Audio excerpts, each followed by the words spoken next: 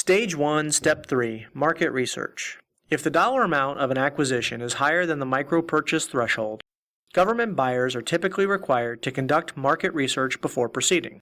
There are two primary reasons why market research is required.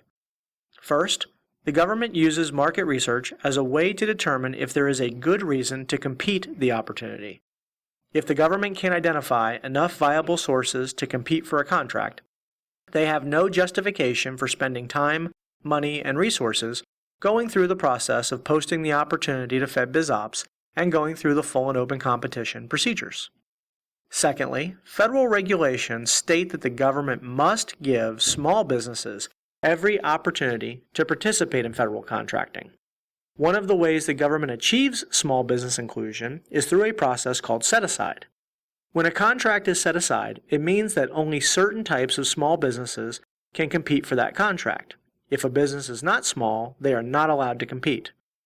As you may have seen when reviewing opportunities in fbo.gov, in many cases a contract may be set aside, either partially or fully, for only small business inclusion. In most cases, the decision to set aside a contract is based on the results of this market research step. In some cases, the government actually uses fbo.gov to conduct market research.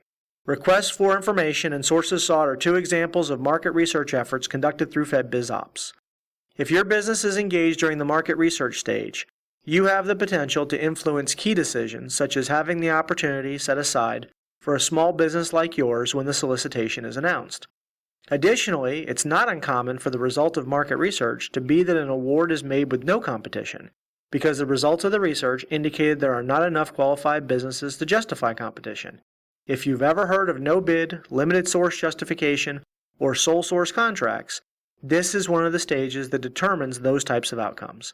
FedBiz Access can ensure your company is properly listed in the government's market research databases and can help position you to engage and influence the outcome of market research in your favor. Your next video is Stage 1, Step 4, Developing the Procurement Request.